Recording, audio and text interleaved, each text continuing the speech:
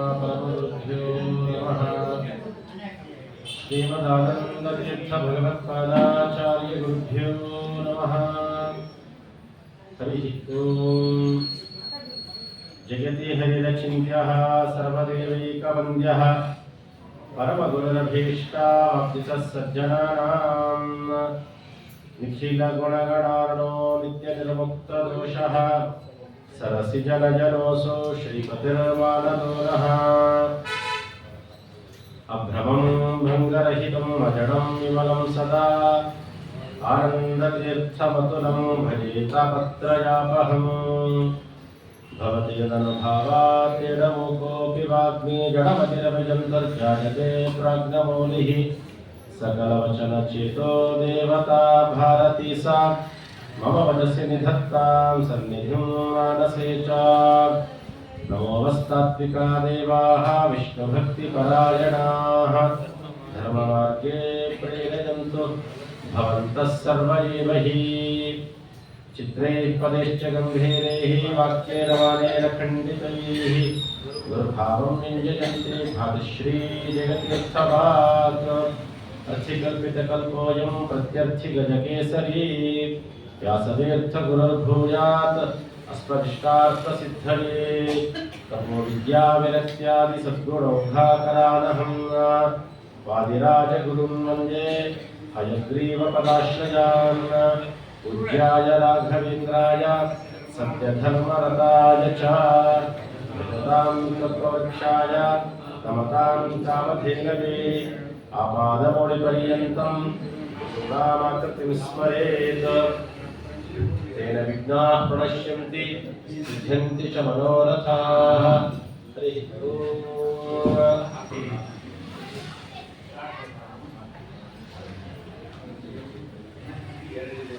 ಏನಪ್ಪ ಇವತ್ತು ಇದೇ ಆಚಾರ ಬಂದ್ರು ಅಂತ ಪಾಪ ಎಲ್ಲ ಆಶ್ಚರ್ಯ ಪಡ್ತಾ ಇದ್ದಾರೆ. ಸಂತೋಷ. ಇವತ್ತೊಂದು ದಿವಸ ಬೇರೆ ಆಚಾರ ಅನ್ಕೊಂಡಿದ್ವಿ, ಮತ್ತೆ ಇದೇ ಆಚಾರ ಬಂದ್ಬಿಟ್ರಲ್ಲ.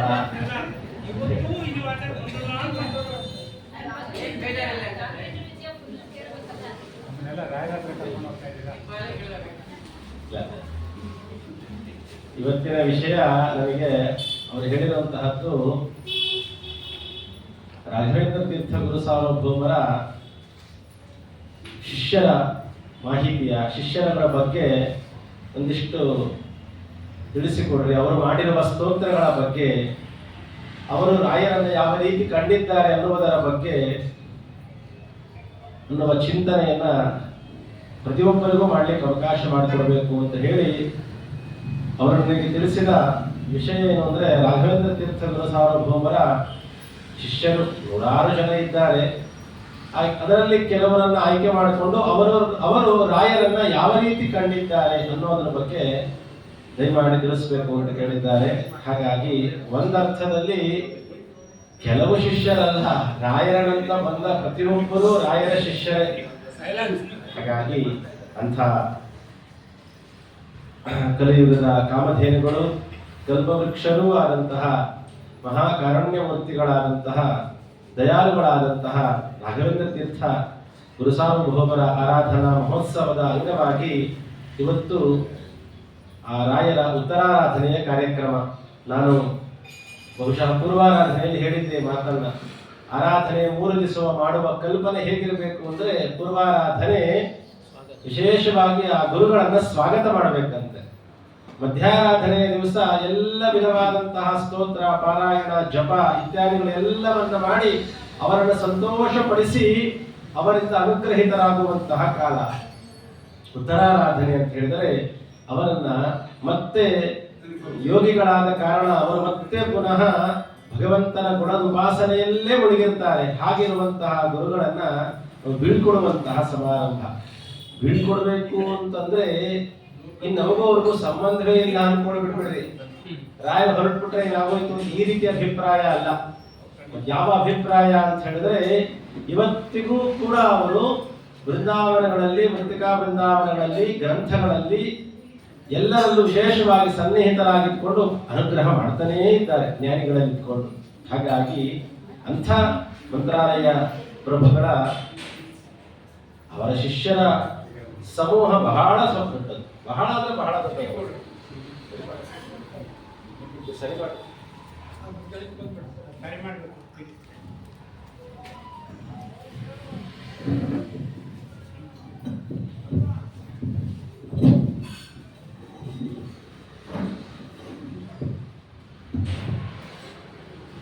ಅಂಥ ಮಂತ್ರಾಲಯ ಪ್ರಭುಗಳ ಶಿಷ್ಯರ ಬಗ್ಗೆ ಒಂದೆರಡು ಮಾತುಗಳನ್ನು ಆಡುವಂತಹ ಪ್ರಯತ್ನ.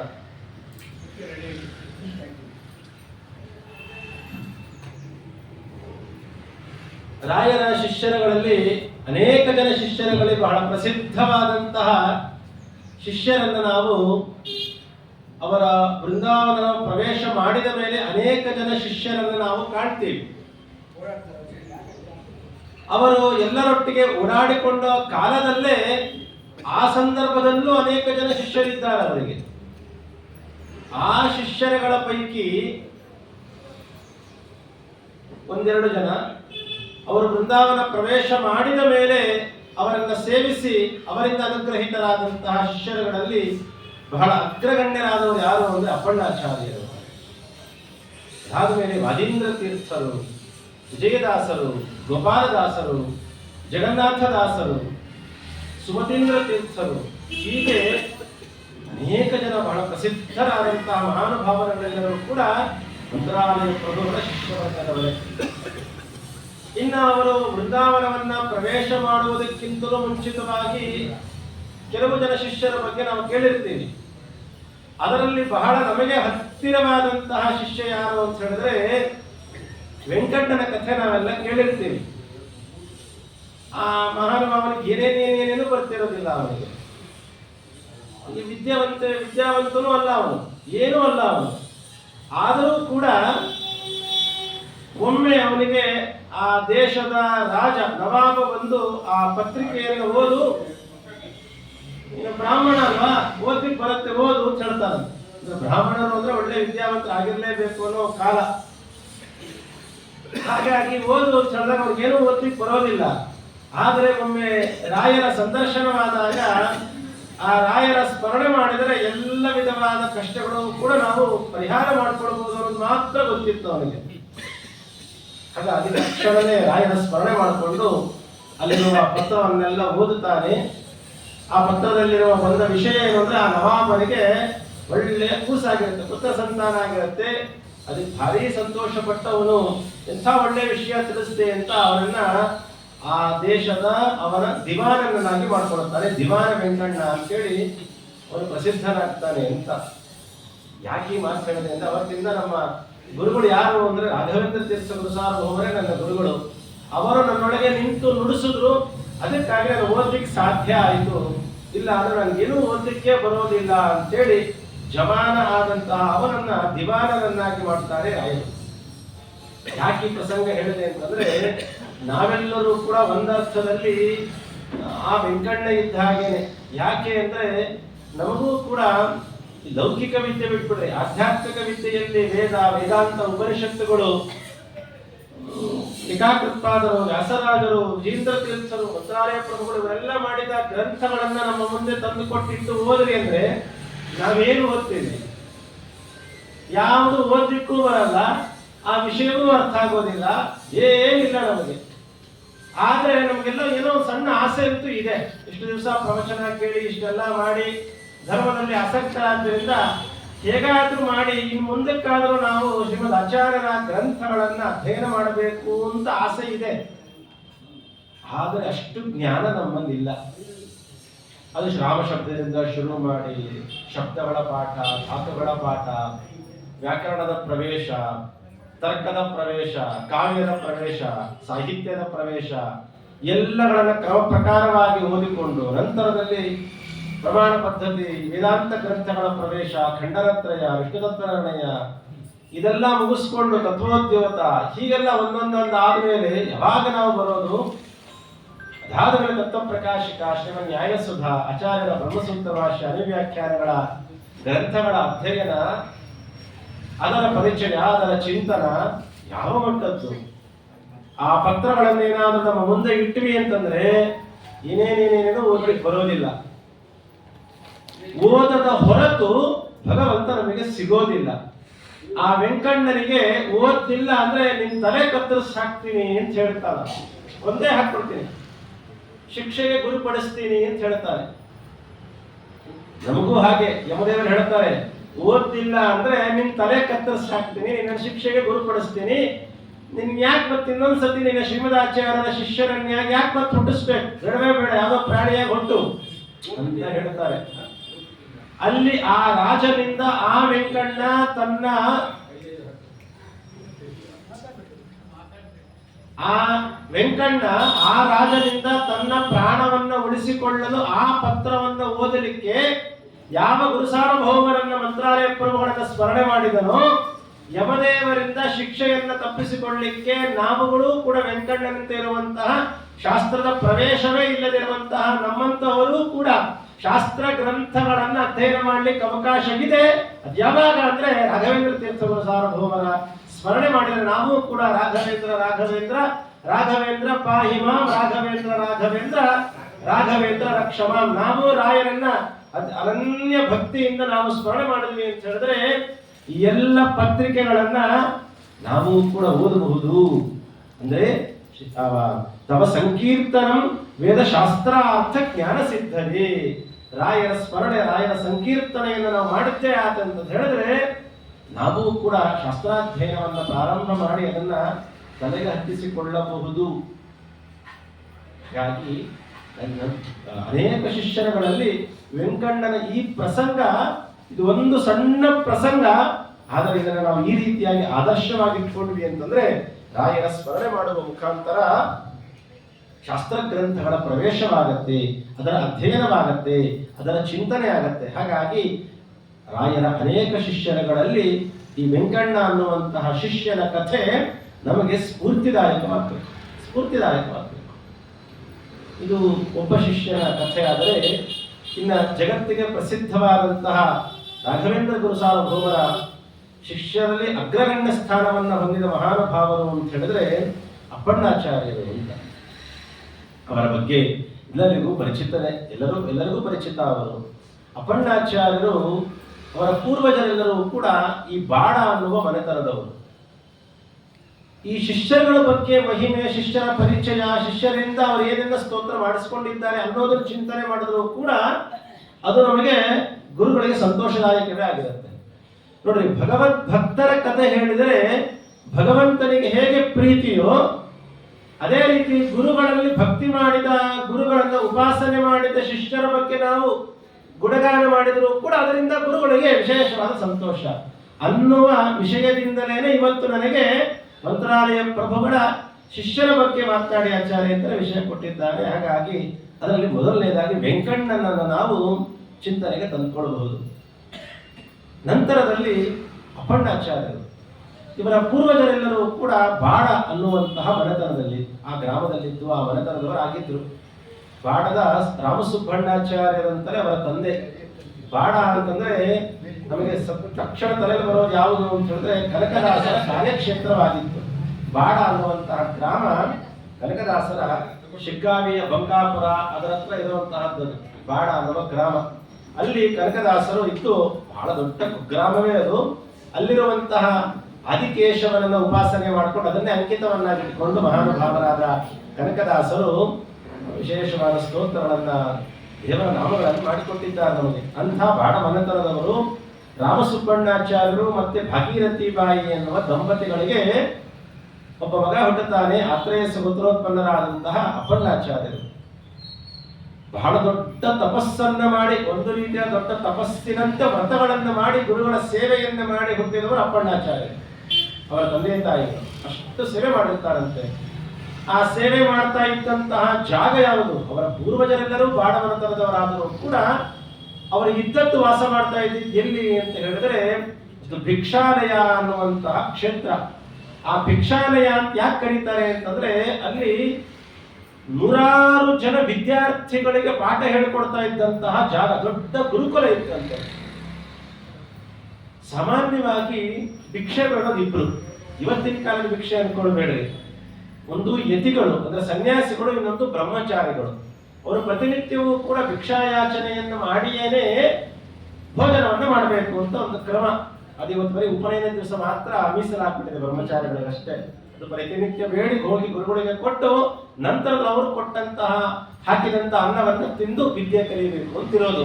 ಆ ಭಿಕ್ಷಾಲಯ ಅಂತ ಹೇಳಿದ್ರೆ ಪ್ರತಿನಿತ್ಯವೂ ಕೂಡ ಅಲ್ಲಿರುವ ಒಟ್ಟುಗಳೆಲ್ಲರೂ ಕೂಡ ಸುತ್ತಮುತ್ತ ಎಲ್ಲ ಹೋಗಿ ಭಿಕ್ಷೆಗಳನ್ನು ತಗೊಂಡು ಬಂದು ಆ ಗುರುಗಳಿಗೆ ಅರ್ಪಣೆ ಮಾಡಿ ಅತ್ಯಂತ ಸಡಗರ ಸಂಭ್ರಮದಿಂದ ಬಹಳ ಸಮೃದ್ಧವಾದಂತಹ ಗುರುಕುಲ ಅಲ್ಲಿ ನಡೀತಾ ಇದ್ದಂತೆ.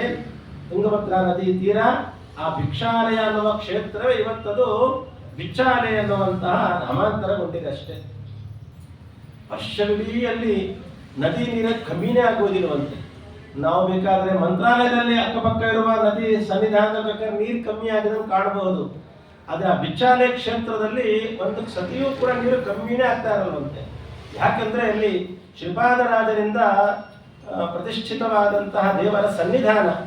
ಹಾಗಾಗಿ ಅಂಥ ಆ ಬಿಚ್ಚಾಲಯ ಕ್ಷೇತ್ರದಲ್ಲೇ ವಾಸ ಮಾಡಿಕೊಂಡಿದ್ದು ಅಲ್ಲೇ ಅವರ ತಂದೆಯವರ ಬಳಿಯೇ ಪ್ರಾಥಮಿಕವಾದ ಶಿಕ್ಷಣ ಏನಂತ ಅದೆಲ್ಲವನ್ನ ಅಧ್ಯಯನ ಮಾಡ್ತಾ ಇದ್ರಂತೆ. ಇನ್ನ ವಿಶೇಷವಾದ ಅಧ್ಯಯನಕ್ಕೆ ಬೇಕು ಅಂದಾಗ ಆಗ ಮಂತ್ರಾಲಯ ಪ್ರಭುಗಳ ಪಾದವನ್ನು ಎರಗಿ ಸಾಕ್ಷಾತ್ ರಾಯರಿಂದಲೇ ವೇದಾಧ್ಯಯನ ಅರ್ಥಾತ್ ವಿಶೇಷವಾದ ಅಧ್ಯಯನಗಳನ್ನು ಮಾಡಿದ್ರು ಅಂತ ಅಭಿಪ್ರಾಯ ಇಟ್ಕೊಂಡು ಉದ್ಗ್ರಂಥಗಳ ಅಧ್ಯಯನ ಎಲ್ಲವೂ ಕೂಡ ರಾಯರ ಬಳಿಯಲ್ಲೇ ಇದ್ದು ಅವರ ಹತ್ರನೇ ಕಲಿತಾ ಇದ್ರಂತೆ. ಆ ವಿದ್ಯಾಭ್ಯಾಸವನ್ನ ಮಾಡ್ತಾ ಮಾಡ್ತಾ ಮಾಡ್ತಾ ಮಂತ್ರಾಲಯ ಪ್ರಭುಗಳಿಗೂ ಮತ್ತೆ ಅಪ್ಪಣ್ಣಾಚಾರ್ಯರಿಗೂ ಒಂದು ರೀತಿಯಾದಂತ ಗುರು ಶಿಷ್ಯರ ಭಾವದ ಜೊತೆಗೆ ಸ್ನೇಹ ಸಂಬಂಧ, ತಂದೆ ಮಗುವಿನ ಸಂಬಂಧ, ಅಷ್ಟರ ಮಟ್ಟಿಗೆ ಬಹಳ ಹತ್ತಿರವಾದ ಸಂಬಂಧ, ವಿದ್ಯಾ ಸಂಬಂಧದ ಮುಖಾಂತರ ಬೆಳೀತಾ ಹೋಗ್ತದೆ. ಅಷ್ಟರ ಮಟ್ಟಿಗೆ ಅಪ್ಪಣ್ಣಾಚಾರ್ಯರ ಕಂಡ್ರೆ ಬಹಳ ಪ್ರೀತಿ ಅಂತವರಿಗೆ. ಆ ಅಪ್ಪಣ್ಣಾಚಾರ್ಯರು ಕೂಡ ವಿವಾಹ ಮಾಡಿಕೊಡುತ್ತಾರೆ. ಮೊದಲನೇ ಪತ್ನಿ ಕಾಲವಾಗ್ತಾರೆ. ಅದಾದ ಮೇಲೆ ಮತ್ತೆ ಪುನಃ ಉತ್ತಮವಾದ ಪುತ್ರ ಸಂತಾನಕ್ಕೋಸ್ಕರ ಅಂತ ಹೇಳಿ ಮತ್ತೆ ಪುನಃ ಇನ್ನೊಂದು ವಿವಾಹವನ್ನು ಮಾಡಿಕೊಂಡು ಮಂತ್ರಾಲಯ ಪ್ರಭುಗಳ ಅನುಗ್ರಹದಿಂದ ಅವರ ಆಶೀರ್ವಾದದಿಂದ ಮತ್ತೆ ಇನ್ನೊಬ್ಬ ಉತ್ತಮವಾದ ಮಕ್ಕಳನ್ನು ಪಡೀತಾರೆ. ನನ್ನ ಸುಬ್ಬಣ್ಣ ಅಂತ ಕೂಡ ಪ್ರೀತಿಯಿಂದ ಕರೀತಿದ್ರು ಅಂತ ಅವರ ಇತಿಹಾಸದಲ್ಲಿ ನಮಗೆ ತಿಳಿಸ್ಕೊಡ್ತಾರೆ. ಅಪ್ಪಣ್ಣಾಚಾರ್ಯರ ಮಕ್ಕಳು ಸುಬ್ಬಣ್ಣ ಅಂತ ಕರೀತಾ ಇದ್ರಂತೆ. ಅಂಥ ರಾಯರ ಜೊತೆಯಲ್ಲೇ ನಿಕಟವಾದಂತಹ ಸಂಬಂಧವನ್ನ ಪಡ್ಕೊಂಡವರು ಮಹಾನುಭಾವರು ನಮ್ಮ ಅಪ್ಪಣ್ಣಾಚಾರ್ಯರು.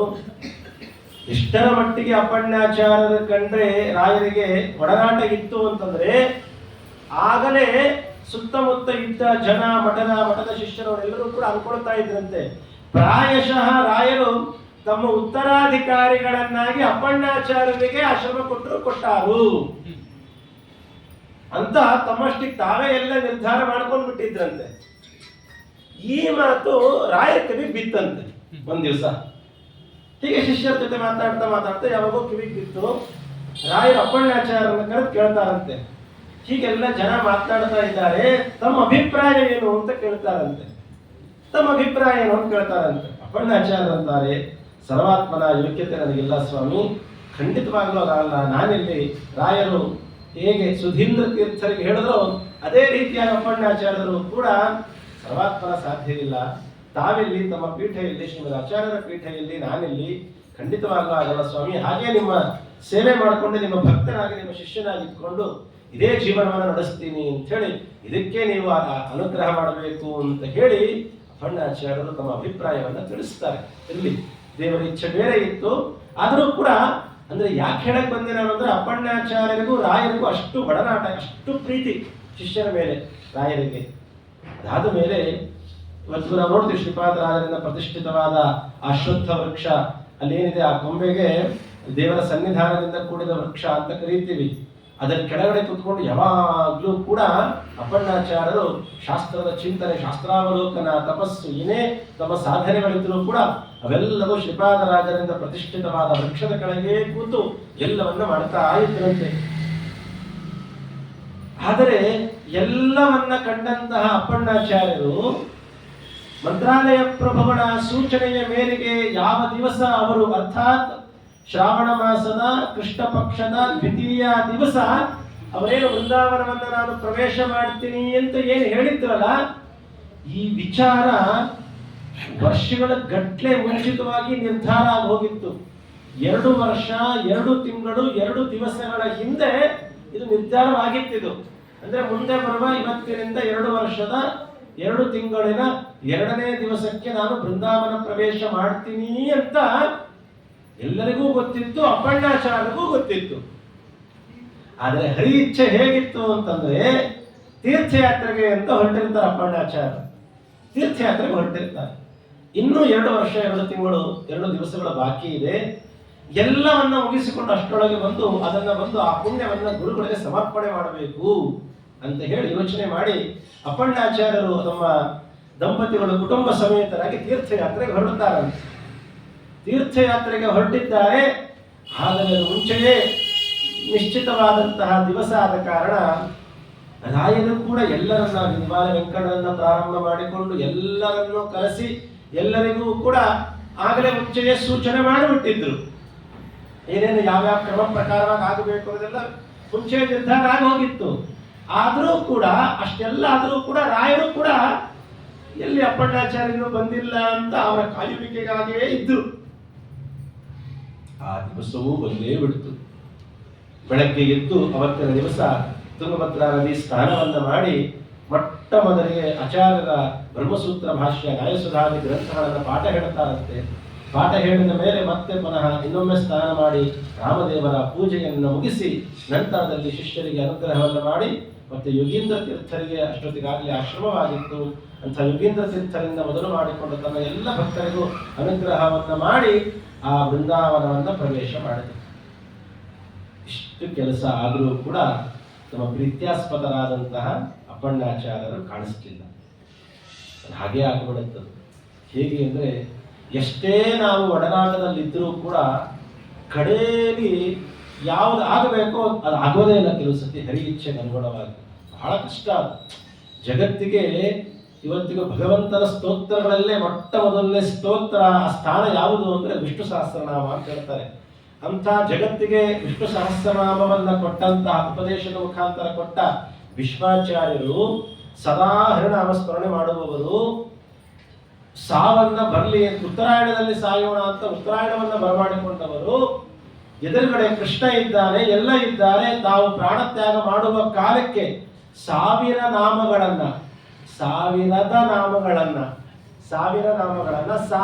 ನಾಮಗಳನ್ನ ಕೊಟ್ಟ ವಿಶ್ವಾಚಾರ್ಯರು ತಾವು ಪ್ರಾಣತ್ಯಾಗ ಮಾಡಬೇಕಾದಾಗ ಭಗವಂತನ ನಾಮಸ್ಮರಣೆ ಆಗಲೇ ಇಲ್ಲ, ಮತ್ತೆ ಹೋಯ್ತು.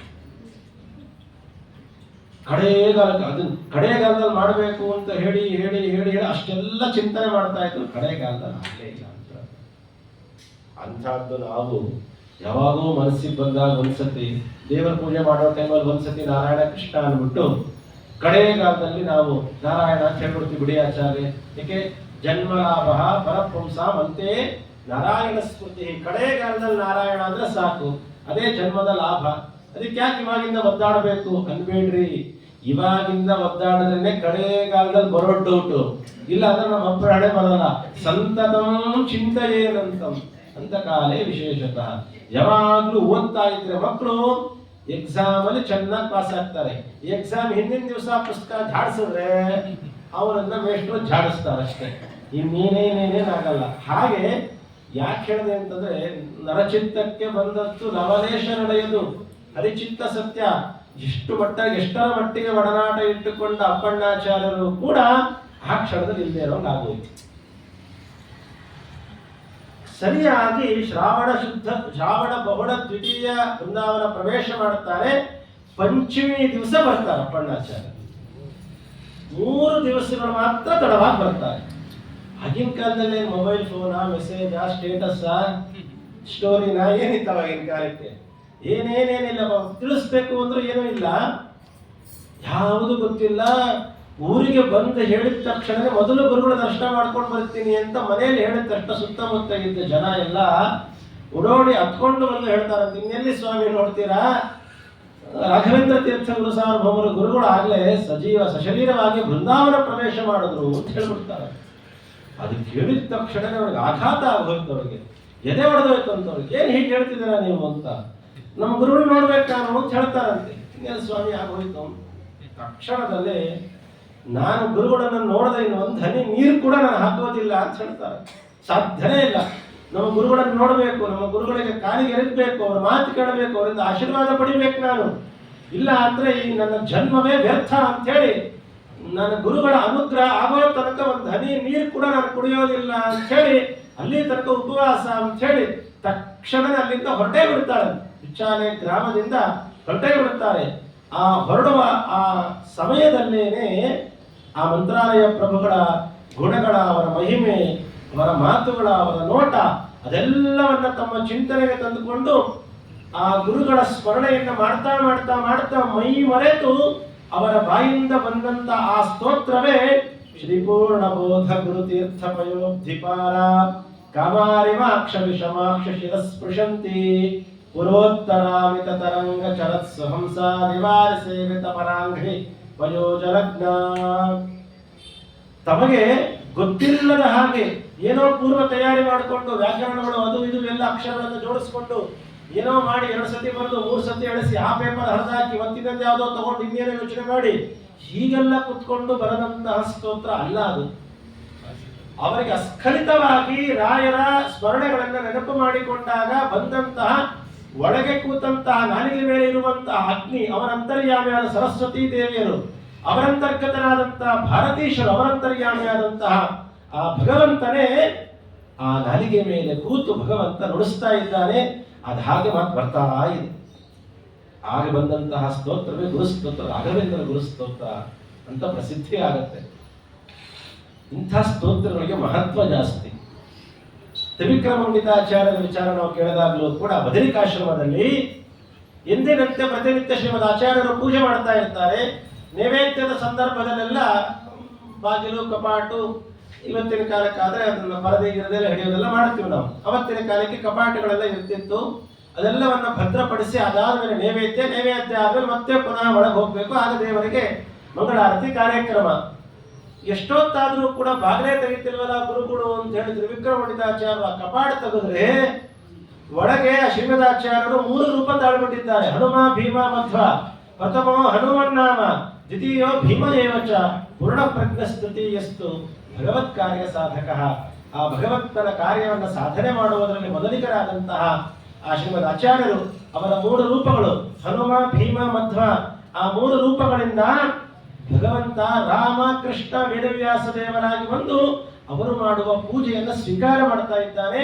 ಈ ರೂಪವನ್ನ ಸಾಕ್ಷಾತ್ತಾಗಿ ಕಾಣ್ತಾರೆ ತ್ರಿವಿಕ್ರಮ ಪಂಡಿತಾಚಾರ್ಯರು.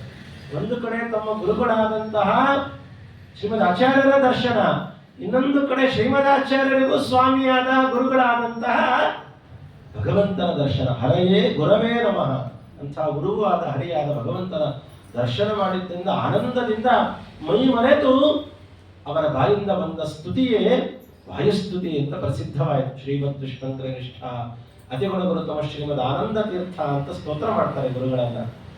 ಹಾಗೆ ದೇವರು ಒಳಗೆ ನಿಂತು ಆಡಿಸಿದಂತಹ 2 ಸ್ತೋತ್ರಗಳೇನಿದೆಯಲ್ಲ ಇದು ಜಗತ್ ಪ್ರಸಿದ್ಧವಾಯಿತು. ನಿತ್ಯ ಪಠನೀಯವಾದಂತಹ ಸ್ತೋತ್ರಗಳು ಅಂತ ಕರೆಸ್ಕೊಳ್ತು. ಜೊತೆಯಲ್ಲಿ ಮಂತ್ರ ತುಲ್ಯ ಅಂತ ಕರೆಸ್ಕೊಳ್ತು ಅಂತ ಹೇಳ್ತಾರೆ. ವೇದ ಮಂತ್ರಗಳಿಗೆ ಸಮಾನವಾದದ್ದು. ವೇದ ಮಂತ್ರಗಳಲ್ಲಿ ಕಿಂಚಿತ್ತೂ ದೋಷ ಇರಲ್ಲ. ವೇದದಲ್ಲಿ ಒಂದು ಸ್ವರ, ಒಂದು ಅಕಾರ, ಒಂದು ಮಕಾರ, ಒಂದು ದೀರ್ಘ ಯಾವುದೂ ಕೂಡ ವ್ಯರ್ಥ ಅಲ್ಲ, ಯಾವುದೂ ಕೂಡ ದೋಷದಿಂದ ಕೂಡಿದ್ದಲ್ಲ. ನಿರ್ದೋಷವಾದದ್ದು, ನಿರ್ದುಷ್ಟವಾದದ್ದು, ಅಪೌರುಷೇಯವಾದ ವೇದ ಮಂತ್ರಗಳು. ಆ ಮಾತುಗಳು ಎಷ್ಟು ಶುದ್ಧವೋ, ಎಷ್ಟು ಪ್ರಮಾಣಬದ್ಧವೋ ಅಷ್ಟೇ ರೀತಿಯಾಗಿ ವಾಯುಸ್ತುತಿ ಮತ್ತೆ ಗುರುಸ್ತೋತ್ರವಾದ ರಾಘವೇಂದ್ರ ಗುರುಸ್ತೋತ್ರ ಮಂತ್ರ ತುಲ್ಯವಾಯಿತು. ಇದಕ್ಕೆ ಕಾರಣ ಅಂದ್ರೆ ವಾಯುಸ್ತುತಿ ಎಲ್ಲ ಮುಗಿದ ಮೇಲೆ ಅದನ್ನ ಶ್ರೀಮದ್ ಆಚಾರ್ಯರಿಗೆ ಅರ್ಪಣೆ ಮಾಡುತ್ತಾರೆ. ಆಚಾರ್ಯರು ಅವರ ಮೇಲೆ ಮಾಡಿದ ಆ ಸ್ತೋತ್ರವನ್ನು ನೋಡಿ ಬಹಳ ಮೆಚ್ಚಿ, ಇದು ಕೇವಲ ನನ್ನ ಸ್ತುತಿಯಾಗಬಾರದು, ಇದು ನನ್ನ ಸ್ವಾಮಿಯ ಸ್ತುತಿಯೂ ಆಗಬೇಕು ಅಂತ ಹೇಳಿ ನರಸಿಂಹದೇವರ ನಖಸ್ತುತಿಯನ್ನ ಅದಕ್ಕೆ ಜೋಡಿಸಿ ಆದ್ಯಂತಗಳಲ್ಲಿ ಇದನ್ನ ಪಾರಾಯಣ ಮಾಡಿದರೆ ಮಧ್ಯದಲ್ಲಿ ಹೇಳಿದ ವಾಯುದೇವರ ಮಹಿಮೆ, ಅವರ ಗುಣಗಳು, ಆ ಫಲಗಳು ಅದೆಲ್ಲವೂ ಓದುಗರಿಗೆ, ಅಧ್ಯಯನ ಮಾಡುವವರಿಗೆ ಸಿದ್ಧಿಯಾಗತ್ತೆ. ಶ್ರೀಮದ್ ಆಚಾರ್ಯರಿಂದಲೇ ಸೀಲ್ ಮುದ್ರಿತವಾಯಿತು. ಅದರಿಂದ ಅದಕ್ಕಷ್ಟು ಮಹತ್ವ. ಯಾರ ಮೇಲೆ ಸ್ತೋತ್ರ ಮಾಡಿರ್ತಾರೋ ಅವರೇ ಅದನ್ನ ಅವಲೋಕಿಸಿ ಅದಕ್ಕೆ ಮುದ್ರೆಗಿಟ್ಟರೆ ಅದಕ್ಕೆ ಬಹಳ ಮಹತ್ವ. ಇಲ್ಲ ಅಂದ್ರೆ ಅದಕ್ಕೆ ಮಹತ್ವವೇ ಇಲ್ಲ. ಹೇಗೋ ಹಾಗೆ ಈ ಗುರು ಸ್ತೋತ್ರಕ್ಕೂ ಮುಂದೆ ಮುದ್ರೆ ಒತ್ತೋರಿದ್ದಾರೆ. ಮಾಮೂಲಿ ಪೇಪರ್ಗೂ ಗವರ್ನರ್ ಸೈನ್ ಹಾಕಿರುವಂತಹ ಪೇಪರ್ಗೂ ಏನು ವ್ಯತ್ಯಾಸ? ನಮ್ಗೆ ಗೊತ್ತಿರುತ್ತೆ. ಮಾಮೂಲಿ ಪೇಪರ್ನ ಊರೇ ಬಿಸಾಕ್ತೇವೆ. ಗವರ್ನರ್ ಸೈನ್ ಹಾಕಿತ್ತು ಅಂದ್ರೆ ದುಡ್ಡು 100, 200, 300, 500 ರೂಪಾಯಿ ನೋಟುಗಳು ಅದು ನೆನಬೇಕು ಅಂದ್ರೆ ಬಿಸಾಕ್ತಿವ. ಅದು ಎಷ್ಟೇ ಗಲೀಜಾಗಲಿ ಊಟಕ್ಕೆ ಕೂತಾಗ ಎಡಗೈ ಇಸ್ಕೋಬೇಕಾದ್ರೆ ಎಲೆ ಮೇಲೆ ಬಿದ್ರು ಅದು ನಲ್ಲಿ ಕಡೆ ತೊಳ್ಕೊಂಡು ಎರಡರಲ್ಲಿ ಒಳಗಿಸ್ಕೊಂಡಾದ್ರೂ ಚೇಂಜ್ ಮಾಡಿಸ್ಕೊಳ್ತೀವಿ. ಹೆಂಗಿದ್ರು ಆಚಾರ ಉಪನ್ಯಾಸಕ್ಕೆ ಬರ್ತಾರೆ, ಆಚಾರಕ್ಕೆ ಹಾಕ್ಬಿಟ್ರೆ ಆಯ್ತು, ಯಾರು ಹಾಕಿದ್ದು ಅಂತ ಆಚಾರಕ್ಕೆ ಹೆಂಗ್ ಗೊತ್ತಾಗುತ್ತೆ ಅಂತ ಹೇಳಿ ಅಂತೂ ಅದಕ್ಕೆ ಬೆಲೆ ಇದ್ದೇ ಇರುತ್ತೆ. ಯಾಕೆ? ಗವರ್ನರ್ ಸೈನ್ ಹಾಕಿರ್ತಾರೆ, ಅದಕ್ಕೆ ಬೆಲೆ ಇದೆ.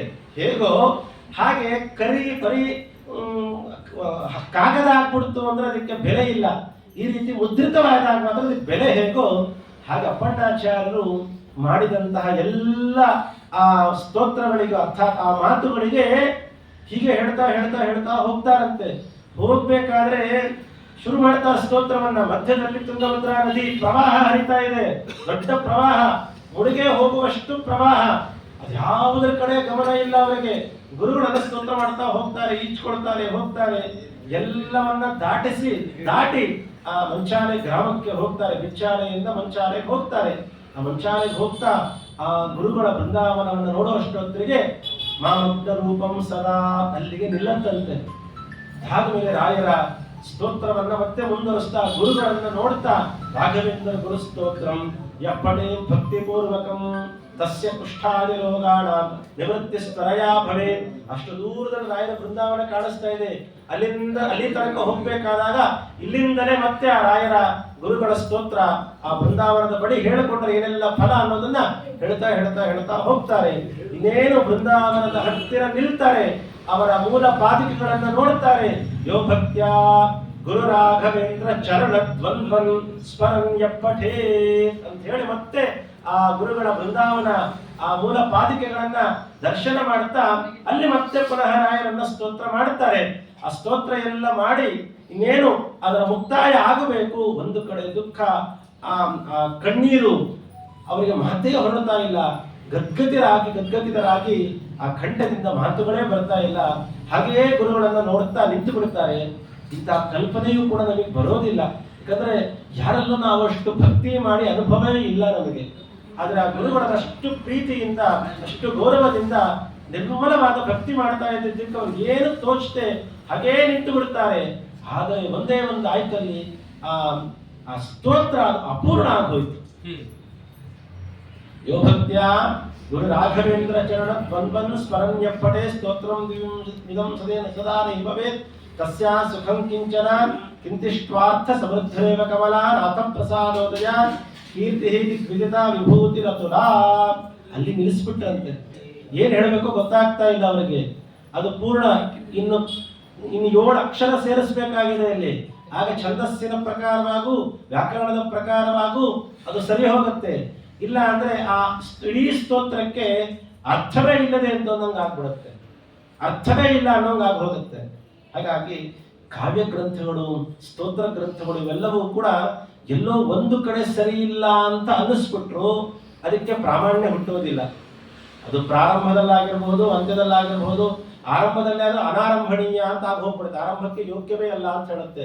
ಗ್ರಂಥದ ಕಡೆಯ ಭಾಗದಲ್ಲೂ ಅದಕ್ಕೆ ಮಂಗಳವನ್ನ ಹಾಡಲಿಲ್ಲ ಅಂತಂದ್ರೆ ಅದು ಗ್ರಂಥ ಫಲಸ್ತುತಿಯೇ ಇಲ್ಲ. ಇಂತಹ ಗ್ರಂಥವನ್ನ ಓದಲಿಕ್ಕೆ ಏನಾದ್ರೂ ಪ್ರಯೋಜನ, ಅನುಬಂಧ ಚತುಷ್ಟಯಗಳಲ್ಲಿ ಪ್ರಯೋಜನ ಬಹಳ ಮುಖ್ಯ. ಎಲ್ಲವೂ ಮುಖ್ಯನೇ ಅಲ್ವಾ?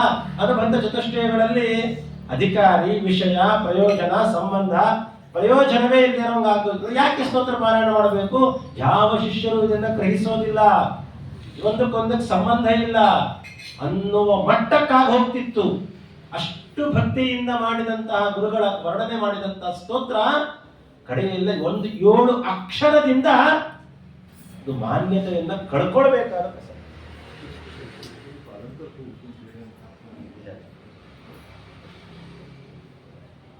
ಆ 7 ಅಕ್ಷರದಿಂದ 7 ಕಡಿಮೆ ಅಕ್ಷರಗಳಿಂದ ಮಾನ್ಯತೆಯನ್ನೇ ಕಳ್ಕೊಳ್ಬೇಕಾಗಿತ್ತು. ಅವತ್ತಿನ ಆ ಪ್ರಸಂಗದಲ್ಲಿ ಸುಮಾರು ಕಷ್ಟಪಟ್ಟು ನೀವೆಲ್ಲರೂ ಕೂಡ, ನಾನೇ ಸ್ವಂತವಾಗಿ ಒಂದು ದೇವರ ನಾಮವನ್ನು ರಚನೆ ಮಾಡಿದೆ, ಕಡೆ ಒಂದು ಲೈನ್ ಮಾತ್ರ ಗೊತ್ತಾಗ್ತಾ ಇಲ್ಲ ಅಂತ ಹೇಳಿದಾಗ ಅದನ್ನ ರೆಕಗ್ನೈಸ್ ಮಾಡಲಿಲ್ಲ ಅಂದ್ಬಿಟ್ರೆ ಎಷ್ಟು ದುಃಖ ಆಗುತ್ತೆ.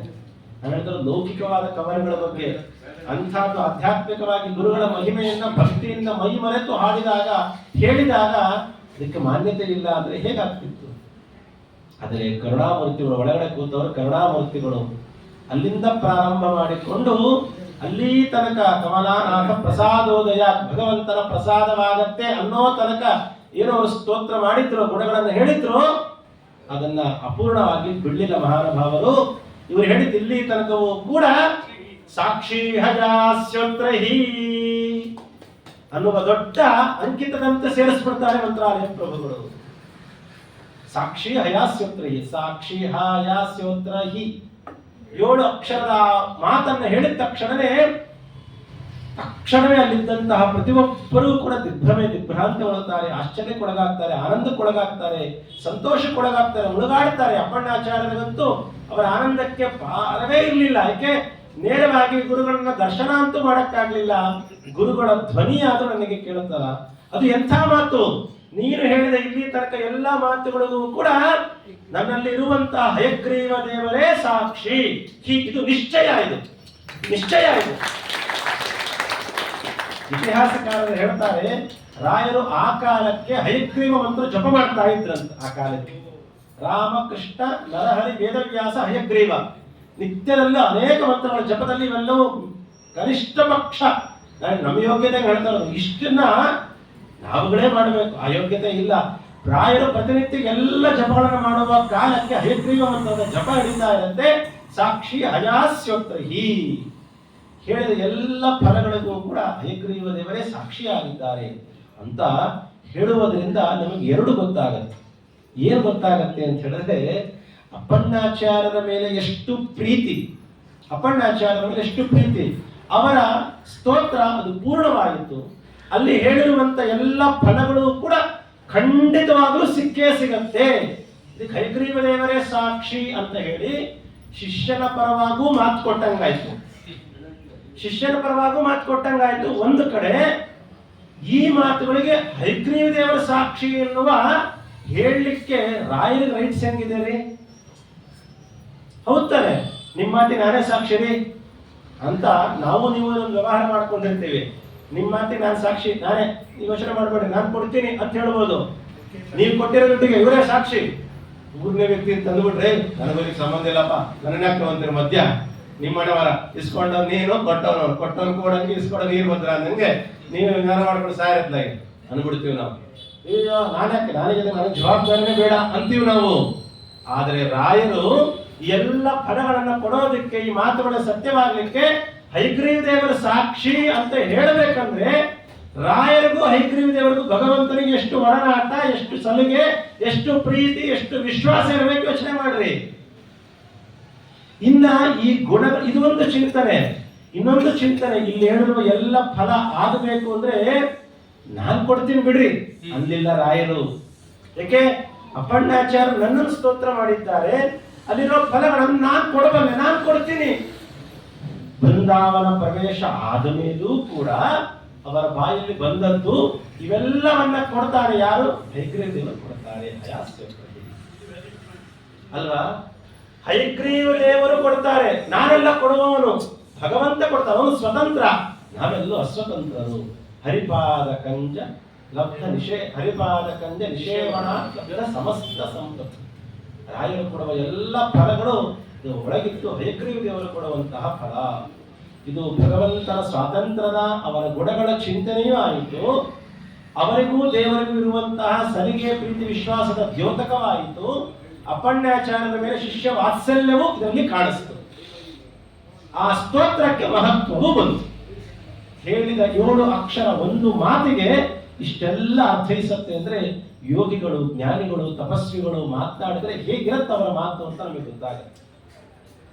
ಹಾಗಾಗಿ ಅಂಥ ಮಹಾನುಭಾವರಾದಂತಹ ಅಪ್ಪಣ್ಣಾಚಾರ್ಯರಿಂದ ರಚಿತವಾದಂತಹ ಈ ಸ್ತೋತ್ರ ಜಗದ್ವಿಖ್ಯಾತವಾಯಿತು, ಮಂತ್ರ ತುಲ್ಯವಾಯಿತು. ಅವತ್ತಿನಿಂದ ಇವತ್ತಿನ ತನಕ ಎಲ್ಲ ವಿಧದವರು, ಅರ್ಥಾತ್ ಸನ್ಯಾಸಿಗಳು, ಗೃಹಸ್ಥರು ಮಾಡಿದಂತಹ ಸ್ತೋತ್ರಗಳನ್ನ ಸಾಮಾನ್ಯವಾಗಿ ಆಶ್ರಮದಲ್ಲಿರುವಂತಹವರು ಪಠಣ ಮಾಡೋದಿಲ್ಲ, ಅದು ಆಶ್ರಮ ಜ್ಯೇಷ್ಠತ್ವೇನ.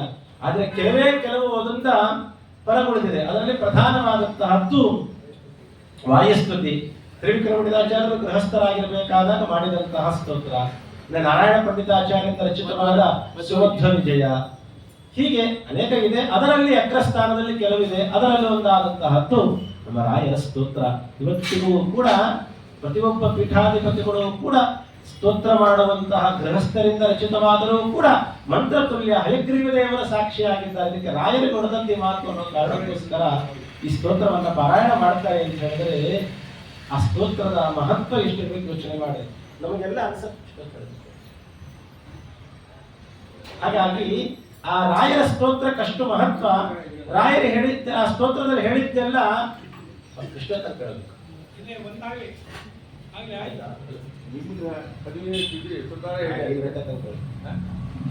ನಾನು 5 ತಾಸು ಹೇಳ್ತೀನಿ. ಅಲ್ಲಿ ಬೇಡ, ಇಲ್ಲಿ ಸಮಯಕ್ಕೆ ಹೇಳ್ತೀನಿ ಸರ್.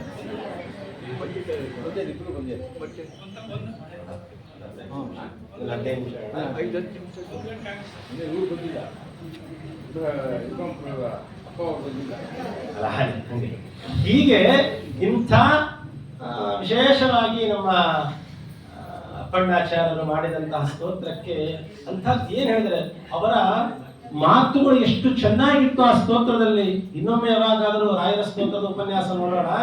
ಸುಮ್ಮನೆ ಒಂದು ಮಾತು ಹೇಳ್ತೀನಿ. ನಮಗೆಲ್ಲ ಆ ಸ್ತೋತ್ರದಲ್ಲಿ ಸುಖ ಧೈರ್ಯಶಾಲಿ ಅಂತ ಒಂದು ಶಬ್ದ ಬರುತ್ತೆ. ಸುಖ ಧೈರ್ಯಶಾಲಿ ಸಮಸ್ತ ದುಷ್ಟಗ್ರಹ ನಿಗ್ರಹೇಶು ದುರತ್ಯೋಪಪ್ಲವ ಸಿಂಧು ಸೇತು ಈಗ ಹೇಳ್ತಿರ್ಬೇಕಾದಾಗ ಭವ್ಯ ಸ್ವರೂಪೋ ಭವದುಃಖತೂಲ ಸಂಘಾಗ್ರಚರ್ಯ ಸುಖ ಧೈರ್ಯಶಾಲಿ ಅಂದ್ರೆ ಅಪ್ಪಣ್ಣಾಚಾರ್ಯರ ದೃಷ್ಟಿಕೋನ ಆ ಸ್ತೋತ್ರದಲ್ಲಿ ಹೇಗಿದೆ. ಇದೊಂದೇ ಶಬ್ದ ಹೇಳ್ತೀನಿ ಅಷ್ಟೇ. ಸ್ತೋತ್ರದ ಚಿಂತನೆ ಇನ್ನೊಮ್ಮೆ ಮಾಡೋಣ. ಮೇಲ್ನೋಟಕ್ಕೆ ಒಂದರ್ಥ, ಒಳಗಿನ ಅರ್ಥಗಳು ಎಷ್ಟು ಚೆನ್ನಾಗಿ ಅಪ್ಪಣ್ಣಾಚಾರ್ಯರು ರಾಯರನ್ನ ಸ್ತೋತ್ರ ಮಾಡ್ತಿದ್ರು ಅಂತಂದ್ರೆ ಸುಖ ಧೈರ್ಯಶಾಲಿ, ಸುಖಶಾಲಿ, ಧೈರ್ಯಶಾಲಿ. ಸುಖಶಾಲಿಯೂ ಆಗಿದ್ರು, ಧೈರ್ಯಶಾಲಿಯೂ ಆಗಿದ್ರು. ಧೈರ್ಯಶಾಲಿ ಬಿಟ್ಬಿಡ್ರಿ.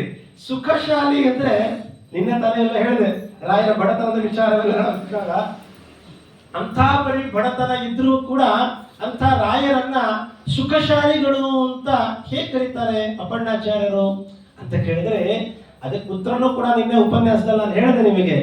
ನಾವಷ್ಟೇ ಅನ್ಕೊಳ್ತಾ ಇದ್ದಿದ್ದು ರಾಯರನ್ನ ಅವರು ಸುಖವಾಗಿಲ್ಲ, ಕಷ್ಟಪಡ್ತಿದ್ದಾರೆ ಅಂತ.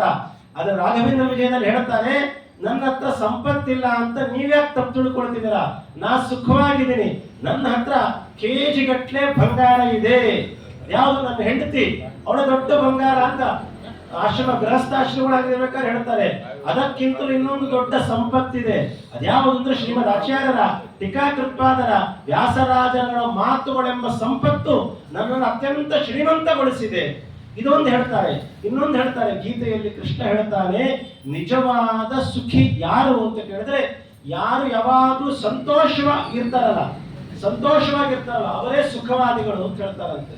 ಅಂತಹ ಸಂತೋಷ ಯಾವಾಗಲೂ ನನಗಿದೆ ಅಂತ ರಾಯರೇ ಹೇಳಿದ ಮಾತುಗಳನ್ನ ತಲೆಯಲ್ಲಿ ಇಟ್ಕೊಂಡು, ಅವರು ಅನುಭವಿಸಿದ ಮಾತುಗಳನ್ನು ಇಟ್ಕೊಂಡಿಲ್ಲ, ರಾಯರ ಬಾಯಲ್ಲಿ ಬಂದ ಮಾತುಗಳನ್ನು ಇಟ್ಕೊಂಡು ಸುಖಶಾಲಿ ಅಂತ. ಅಂದ್ರೆ ರಾಯರ ಬಾಯಲ್ಲಿ ಬಂದ ಮಾತುಗಳನ್ನ ಆಧಾರವಾಗಿಟ್ಕೊಂಡು ಈ ಸ್ತೋತ್ರ ಮಾಡಿದ್ದಾರೆ. ಅದಕ್ಕೆ ಸ್ತೋತ್ರಕ್ಕಷ್ಟು ಮಹತ್ವ. ಬರೇ ತಮಗನಿಸಿದ್ದನ್ನು ಬರೆದಿಲ್ಲ. ನಾರಾಯಣ ಪಂಡಿತಾಚಾರ್ಯರು ಮಧ್ವವಿಜಯದ ಅಕ್ಷರಗಳು ಬರಬೇಕಾದಾಗಲೂ ಹಿರಿಯರನ್ನ ಪೂರ್ವಿಕರನ್ನ ಕೇಳಿ ತಿಳಿದು 10 ಜನ ಹೇಳಿದ್ದು ನಮಗನಿಸಿದ್ದು ಇತಿಹಾಸ ಎಲ್ಲ ತೆಗೆದು ಬರೀತಿದ್ರು. ಅದೇ ರೀತಿ ಅಪ್ಪಣ್ಣಾಚಾರ್ಯರು ಕೂಡ ತಮಗನಿಸಿದ್ದು ಬರೀಲಿಲ್ಲ, ರಾಯರು ಹೇಳಿದ್ದು ಬರಿತಾ ಇದ್ರು. ಸುಖಶಾಲಿ ಇದು ಒಂದು ಅರ್ಥ. ಇದು ರಾಯರು ಹೇಳಿದ್ದು ಅನಿಸಿದ್ದಕ್ಕೆ ಸುಖಶಾಲಿ. ಇವ್ರಿಗೊಂಥರ ಅನಿಸ್ತಂತೆ, ರಾಯರು ಇವರಿಗೆ ಸುಖಶಾಲಿಗಳು ಅಂತ ಅನಿಸದಂತೆ. ಏನ್ ಹಾಗಂದ್ರೆ ಸುಖ ಅಂದ್ರೆ ಯಾವುದು ದುಃಖ ಅಲ್ಲವೋ ಅದು ಸುಖ, ಹಾಗಲ್ಲವಂತೆ. ಅಪ್ಪಣ್ಣಾಚಾರ್ಯರು ಹೇಳ್ತಾರೆ, ಸು ಅಂತಂದ್ರೆ ಶೋಭನವಾದದ್ದು ಅಂತ ಅರ್ಥ. ಸು ಸಮ್ಯಕ್ ಚೆನ್ನಾಗಿರುವಂತಹದ್ದು ಅಂತ ಅರ್ಥ. ಖ ಅಂತಂದ್ರೆ ಸಂಸ್ಕೃತದಲ್ಲಿ ಖ ಅಂದ್ರೆ ಇಂದ್ರಿಯಗಳು ಅಂತ ಅರ್ಥ. ಇಂದ್ರಿಯ ಖ ಅಂದ್ರೆ ಇಂದ್ರಿಯಗಳು ಅಂತ ಅರ್ಥ. ಸು ಶೋಭಾಯಮಾನವಾದ ಖ ಇಂದ್ರಿಯಗಳನ್ನ ಶಾಲಿ ಹೊಂದಿದವರು ಅಂತ ಅರ್ಥ. ಅಂದ್ರೆ ಅದ್ಭುತವಾದಂತಹ ಇಂದ್ರಿಯಗಳನ್ನ ಹೊಂದಿದ ಮಹಾನುಭಾವರು ರಾಯರು. ಏನಾಗಂದ್ರೆ ಅಂದ್ರೆ ಲೌಕಿಕವಾಗಿ ತಗೊಳ್ಳೋದಾದ್ರೆ ಅವರ ದೇಹದ ಸೌಂದರ್ಯ ಚೆನ್ನಾಗಿದ್ರಂತೆ ರಾಯರು. ಭವ್ಯ ಸ್ವರೂಪೋ ಭವ ದುಃಖತೂಲ. ಅರೆ ಹೇಗೆಗೋ ನಾವು ಚಿಂತನೆ ಮಾಡಿಕೊಂಡು ಚಿತ್ರಪಟಗಳನ್ನು ಹೇಗೆಗೋ ಮಾಡಿರ್ತೀವಿ, ಹಾಗೆಲ್ಲ ರಾಯರು ಹೇಗಿದ್ರು ಅಂದ್ರೆ ಭವ್ಯ ಸ್ವರೂಪರಾಗಿದ್ದರು. ಸುಖ ಅಂದ್ರೆ ಉತ್ತಮವಾದ ಇಂದ್ರಿಯಗಳನ್ನು ಹೊಂದಿದ್ದರು. ಲೌಕಿಕವಾಗಿ.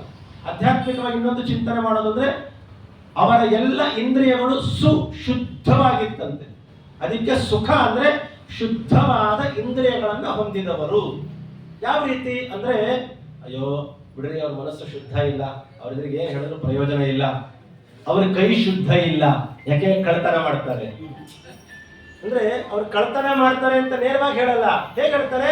ಅವರ ಕೈ ಶುದ್ಧ ಇಲ್ಲ, ಅವರ ಕಣ್ಣು ಶುದ್ಧ ಇಲ್ಲ, ನೋಡಬಾರದು ನೋಡ್ತಾರೆ, ಅವರ ಬಾಯಿ ಶುದ್ಧ ಇಲ್ಲ, ಹೀಗೆಲ್ಲ ಹೇಳ್ತಿರ್ತೀವಿ ತಾನೆ ನಾವು ಆಡು ಭಾಷೆ ಹೇಳ್ಬೇಕಾದ್ರೆ. ಅದಕ್ಕೆ ಅಪ್ಪಣ್ಣಾಚಾರ್ಯ ಹೇಳಿದ್ರು ಸುಖ.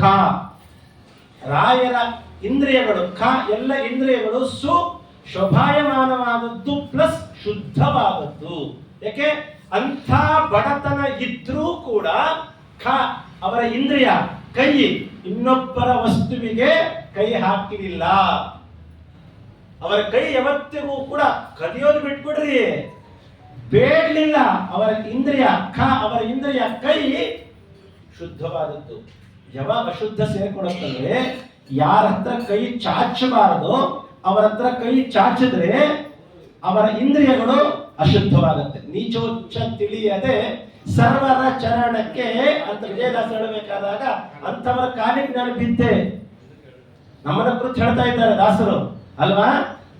ಎಂಥವರು ಅಂತ ತಿಳಿದೆ ಅವ್ರ ಮುಂದೆ ಬೇಡ್ಕೊಂಡ್ಬಿಟ್ಟೆ ನಾನು.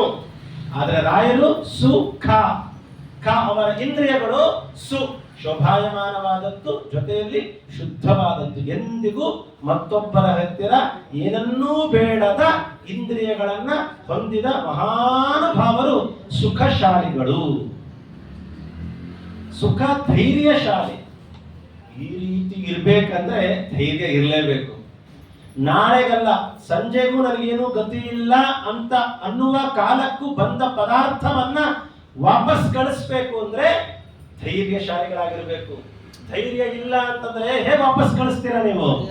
ಹೆದರಿಕೆಗೋಸ್ಕರ ನಾವು ಇಟ್ಕೊಂಡ್ ಬಿಡ್ತೀವಿ. ಇಂಥ ಧೈರ್ಯಗಳು ಒಂದು ಕಡೆ. ವೇದಾಂತ ಸಾಮ್ರಾಜ್ಯವನ್ನ ಸ್ವೀಕಾರ ಮಾಡಬೇಕಾದಾಗ, ಹೆದರಿದಂತೆ ತೋರಿದಾಗ ಸರಸ್ವತೀ ದೇವಿಯರು ಕೊಟ್ಟ ಧೈರ್ಯ.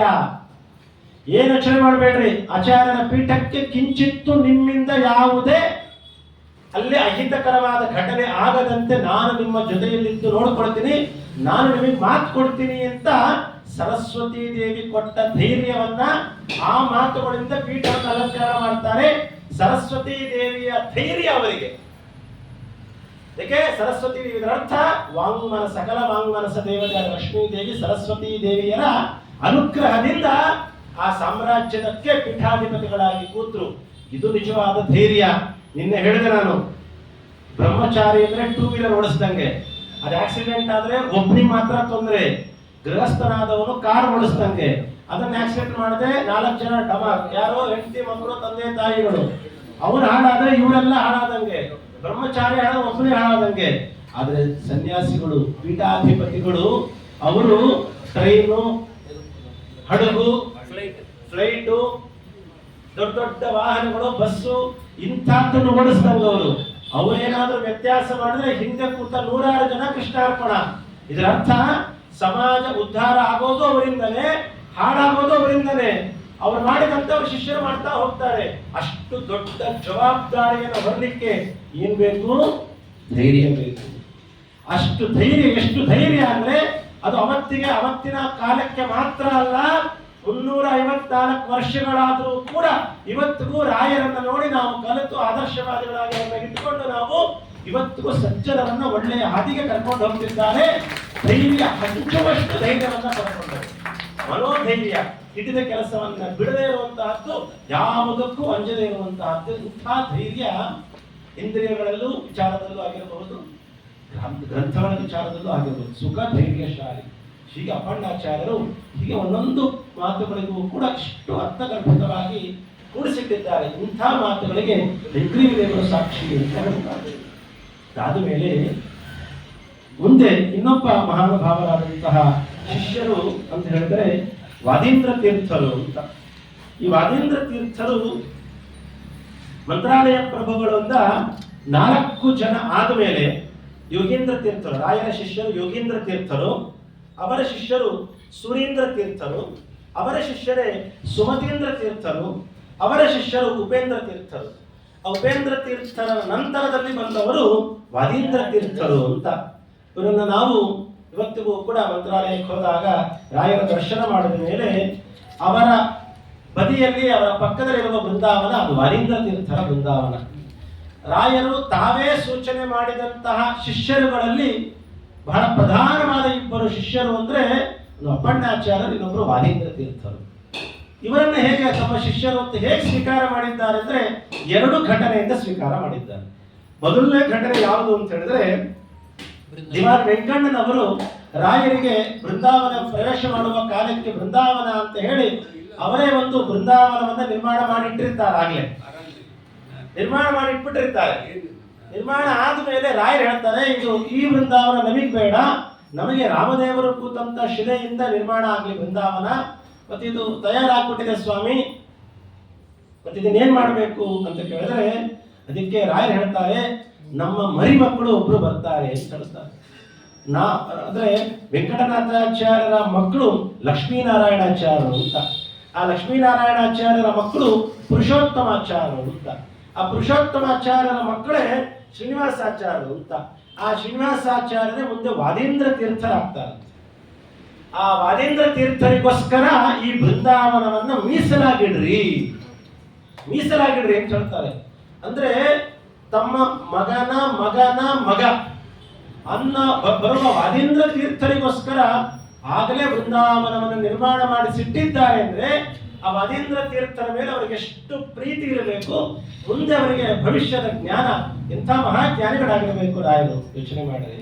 ಅವರಿಗೋಸ್ಕರ ಅಂತ ತೆಗೆದಿಟ್ಟಿರಬೇಕು 106 ವರ್ಷಗಳು ಅಲ್ಲಿದ್ದ ಅವರ ಕಾಲಮಾನಕ್ಕೆ 100 ವರ್ಷಗಳ ಹೆಚ್ಚು ಕಮ್ಮಿ, ಅಂಥ 100 ವರ್ಷಗಳ ಮುಂಚಿತವಾಗಿ ಭದ್ರಪಡಿಸಿಟ್ಟಿದ್ದಾರೆ ಅಂದ್ರೆ ಆ ಶಿಷ್ಯನ ಮೇಲೆ ರಾಯರಿಗೆ ಎಷ್ಟು ಪ್ರೀತಿ. ಇದು ಒಂದು ಘಟನೆ. ಇನ್ನೊಂದು ಘಟನೆ, ವಾದೀಂದ್ರ ತೀರ್ಥರು ತಾವು ಅನೇಕ ಗ್ರಂಥಗಳಿಗೆ ವ್ಯಾಖ್ಯಾನವನ್ನು ಮಾಡ್ತಾರೆ. ತತ್ವಪ್ರಕಾಶಿಕಕ್ಕೆ ಟಿಪ್ಪಣಿಯನ್ನು ಮಾಡ್ತಾರೆ, ತತ್ವೋದ್ಯೋತಕ್ಕೆ ಟಿಪ್ಪಣಿಯನ್ನು ಮಾಡ್ತಾರೆ. ಇನ್ನ ರಾಘವೇಂದ್ರ ಮಠದ ಅರ್ಚಾಕ್ರಮ ಅಂತ ಹೇಳಿ ಅದಕ್ಕೆ ಸಂಬಂಧಪಟ್ಟ ಒಂದು ಗ್ರಂಥವನ್ನು ಮಾಡ್ತಾರೆ.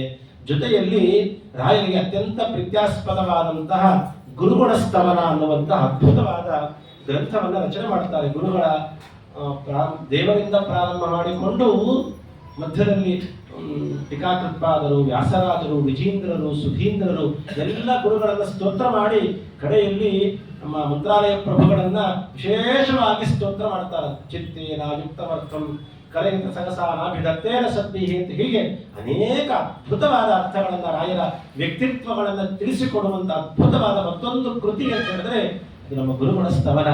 ಈ ಗುರುಗುಣ ಸ್ತವನವನ್ನ ರಚನೆ ಮಾಡಿದ ಮೇಲೆ ಅದನ್ನ ಮಂತ್ರಾಲಯ ಪ್ರಭುಗಳ ಆ ಬೃಂದಾವನದ ಮುಂಭಾಗದಲ್ಲಿಟ್ಟು ಅದನ್ನ ನಮಸ್ಕಾರ ಮಾಡಿದ್ವು ಅಂತಂದ್ರೆ ಅದನ್ನ ಸ್ವೀಕಾರ ಮಾಡಿದಂತಹ ರಾಯರು, ನಾನು ಇದನ್ನ ಸ್ವೀಕರಿಸಿದ್ದೇನೆ, ಬಹಳ ಚೆನ್ನಾಗಿ ವರ್ಣನೆ ಮಾಡಿದ್ದೀಯಪ್ಪ ಅಂತ ಹೇಳಿ ತಲೆದೂಗ್ತಾರಂತೆ.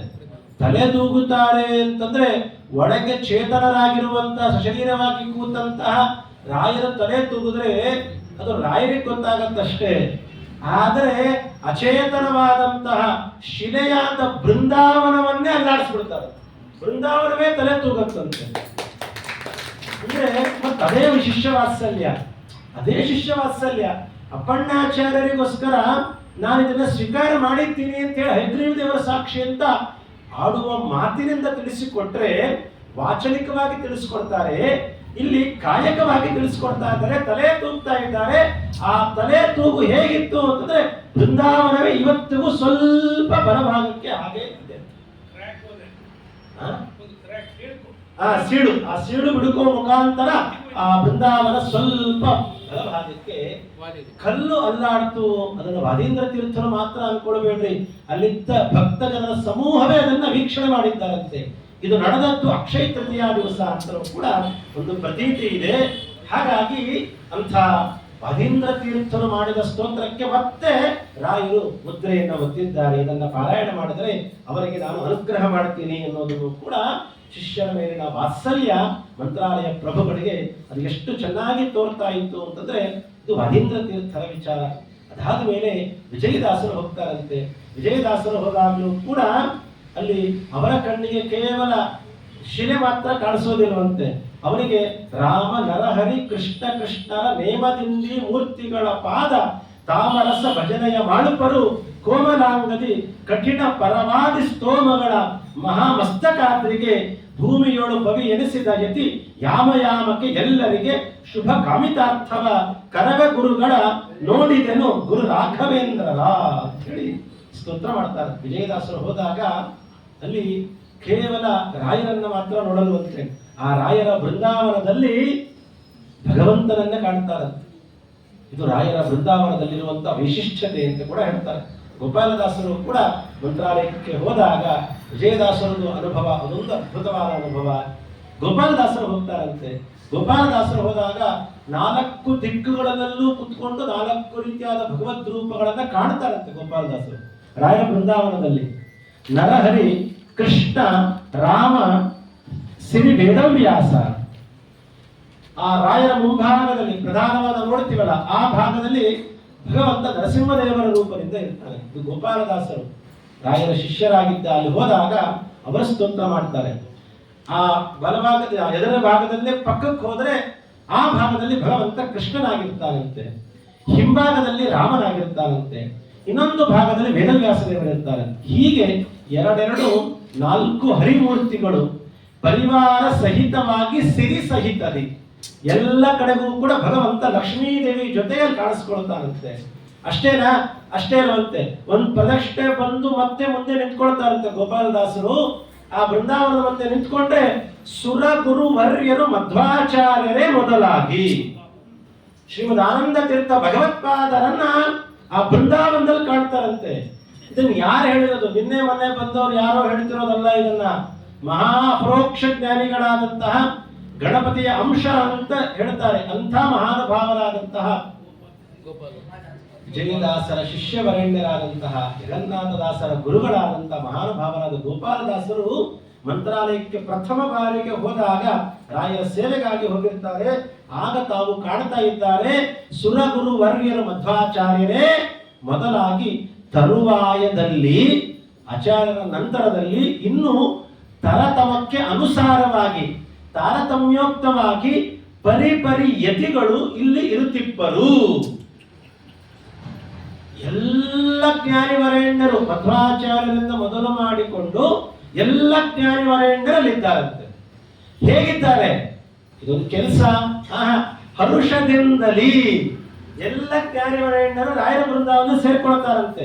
ವೇದಗರೆದು ಶಾಸ್ತ್ರಗಳನ್ನು ಪರಿಪರಿ ಪುರಾಣ ಭಾರತ ಗಾನದಲ್ಲಿ ಹರಿಯ ಪೂಜಿಸುತ್ತಾ ಹಗಲಿರಳು ಬಿಡದೆ, ಇದಕ್ಕೆಲ್ಲ ಅನೇಕ ಅರ್ಥಗಳು. ಹಗಲಿರಳು ಬಿಡದೆ ಪರಿಪರಿಯ ಹರಿಯ ಪೂಜಿಸುತ್ತಾ ಬೃಂದಾವನದಲ್ಲಿ ರಾಯರ ಪೂಜೆ ಮಾಡ್ತಾರೆ. ಓಕೆ, ರಾಯರ ದೇವರ ಪೂಜೆ ಮಾಡೋದಲ್ವಂತೆ.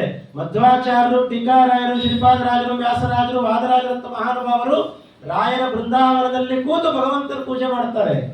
ಹರಿಯ ಪೂಜಿಸುತ್ತಾ ಹಗಲಿರುಳು ಬಿಡದೆ ಪರತತ್ವದ ವಿವರ ಪರಿಪರಿ ಹೇಳುವರು. ರಾಯರು ನಮಗೆ ಹೇಳೋದು ಸರಿ, ಮಧ್ವಾಚಾರ್ಯರು, ಟೀಕಾರಾಯರು, ವ್ಯಾಸರಾಜರು ರಾಯರನ್ನು ಕುಡಿಸ್ಕೊಂಡು ಪರಿಪರಿಯಲ್ಲಿ ಹೇಳುವರು. ಗರುಡ ವಾಹನ ರಂಗ ನಮ್ಮ ಗೋಪಾಲ ವಿಠಲ ಶರಣರ ಪಾಲಿಸುತ್ತಾ ಇರುತ್ತಿಪ್ಪನು ಇಲ್ಲಿ.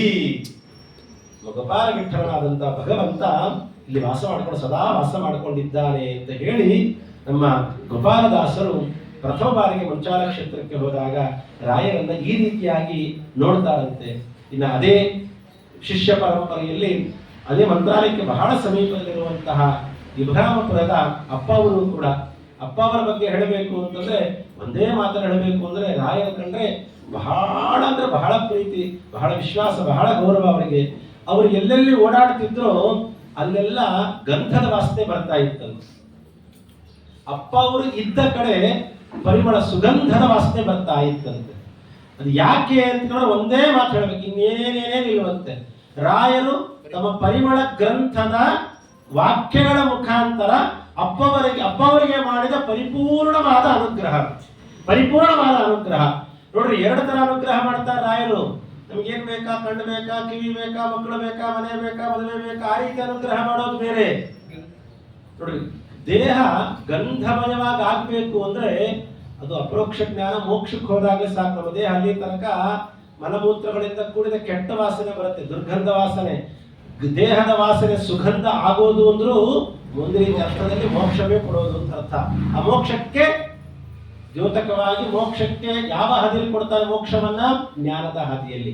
ಪರಿಮಳ ಅನ್ನುವ ಗ್ರಂಥದ ವಾಕ್ಯಗಳ ಕೊಡುವ ಮುಖಾಂತರ ಅನುಗ್ರಹ ಮಾಡಿ ಅವರ ಮನಸ್ಸನ್ನ, ಅವರ ಬುದ್ಧಿಯನ್ನ, ಅವರ ದೇಹವನ್ನ ಸುಗಂಧ ಭರಿತನನ್ನಾಗಿ ರಾಯರು ಮಾಡ್ತಾ ಇದ್ದಾರೆ ಅಂತಂದ್ರೆ ಅಪ್ಪ ಅವರ ಮೇಲೆ ರಾಯರಿಗೆ ಎಷ್ಟು ಶಿಷ್ಯವಾತ್ಸಲ್ಯ ಇರಬೇಕಾಗುತ್ತೆ. ಅಪ್ಪ ಅವರ ಬಗ್ಗೆ ಹೇಳಲಿಕ್ಕೆ ದಿನಗಟ್ಟಲೆ ಬೇಕು ಅಂತ ಇಟ್ಕೊಳ್ರಿ.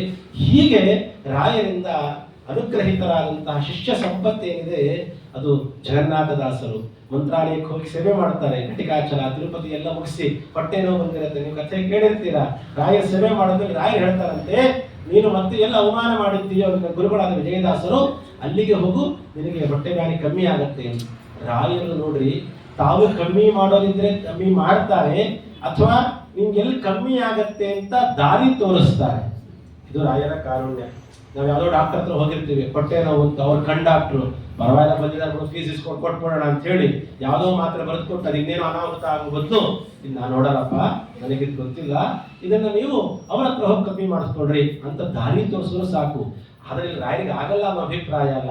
ಎಲ್ಲೂ ತಪ್ಪು ನಡೆದಿರುತ್ತೋ ಅಲ್ಲೇ ಸರಿಪಡಿಸ್ಕೊಳ್ಬೇಕು ಅನ್ನೋ ಕಾರಣಕ್ಕಾಗಿ ಗುರುಗಳ ಮುಖಾಂತರ ಅನುಗ್ರಹ ಆಗಬೇಕು ಅಂತ ಹೇಳಿ ಸಜ್ಜನದ ಹಾದಿಯನ್ನು ತೋರಿಸಿದ ಮಹಾನುಭಾವರು ಜಗನ್ನಾಥದಾಸರಿಗೆ ಮಂತ್ರಾಲಯ ಪ್ರಭುಗಳೇ. ಅವ್ರು ಯಾರು ಅಲ್ಲ, ಮೇಲೆ ಸಕ್ಲಾದರ ಅಂಶರು ಅಂತಾರೆ. ಪ್ರಹ್ಲಾದನ ತಮ್ಮ ರಾಯರಿಗೆ ಪೂರ್ವಾಶ್ರಮದಲ್ಲಿ ತಮ್ಮನೇ ಆಗಬೇಕು, ಅರ್ಥಾತ್ ಪೂರ್ವ ಅವತಾರದಲ್ಲಿ. ಹಾಗೆ ಅಂತ ಜಗನ್ನಾಥದಾಸರಿಗೆ ಮಾಡಿದ ಅನುಗ್ರಹ ವಿಜಯದಾಸರಿಗೆ, ಗೋಪಾಲದಾಸರಿಗೆ, ಇಬ್ರಾಪುರದ ಅಪ್ಪ ಅವರಿಗೆ, ವಾದೀಂದ್ರ ತೀರ್ಥರಿಗೆ, ಹೀಗೆ ಅನೇಕರಿಗೆ ಅನುಗ್ರಹ ಮಾಡಿದ ರಾಯರು. ವೆಂಕಟನ ಮೊದಲನೇ ಕಥೆ ಹೇಳಬೇಡ, ಆ ಸ್ಥಾನದಲ್ಲಿ ಬೇಕಾದ್ರೆ ನಾವು ನಿಲ್ಲಬಹುದು. ಅಂದ್ರೆ ಅದಕ್ಕಿಂತಲೂ ಇನ್ನೂ ಕೆಳಗೆ ಅಂತ ಅರ್ಥ ಏನ್ ತಪ್ಪಾಗ್ಲಿಕ್ಕಿಲ್ಲ. ಏನೂ ತಿಳಿಯದ ಮಂದಮತಿಗಳಾದ ನಮಗಳಿಗೆ ಮಂತ್ರಾಲಯ ಪ್ರಭುಗಳು ನಾವು ಅವರನ್ನು ಗುರುಗಳು ಅಂತ ಸ್ವೀಕಾರ ಮಾಡೋಕ್ಕಿಂತ ಇವರೆಲ್ಲರೂ ನಮ್ಮ ಶಿಷ್ಯರು ಅಂತ ರಾಯರು ಒಮ್ಮೆ ಮನಪೂರ್ವಕವಾಗಿ ನನ್ನವರು ಅಂತ ರಾಯರು ಹೇಳ್ಬಿಟ್ರು ಅಂತಂದ್ರೆ ಅದಕ್ಕೆ ಮಹಾಫಲ ಇರುವಂತ ನರಸಿಂಹದೇವರ ಹತ್ರ ಕರ್ಕೊಂಡು ಹೋಗೋ ಜವಾಬ್ದಾರಿ ಅವರದು. ಭಗವಂತನನ್ನು ತೋರಿಸ್ತಾರೆ ಅಂತ ಮಂತ್ರಾಲಯ ಪ್ರಭುಗಳ ಈ ಸಂದರ್ಭದಲ್ಲಿ ನಾವು ರಾಯರಲ್ಲಿ ಏನು ಪ್ರಾರ್ಥನೆ ಮಾಡಬೇಕು? ಹುಡುಕಿದ್ದೆಲ್ಲ ರಾಯರೇ ಕೊಡ್ತಾರೆ. ಒಂದೇ ಪ್ರಾರ್ಥನೆ, ಸ್ವಾಮಿ ನಮ್ಮಗಳನ್ನ ನೀವು ನಿಮ್ಮ ಶಿಷ್ಯರು ಅಂತ ಸ್ವೀಕಾರ ಮಾಡ್ರಿ ಅನ್ನೋ ಮಾತನ್ನು ಹೇಳ್ತಾ ಹರೇ ನಮಃ. ಶ್ರೀ ಕೃಷ್ಣಾರ್ಪಣಮಸ್ತು.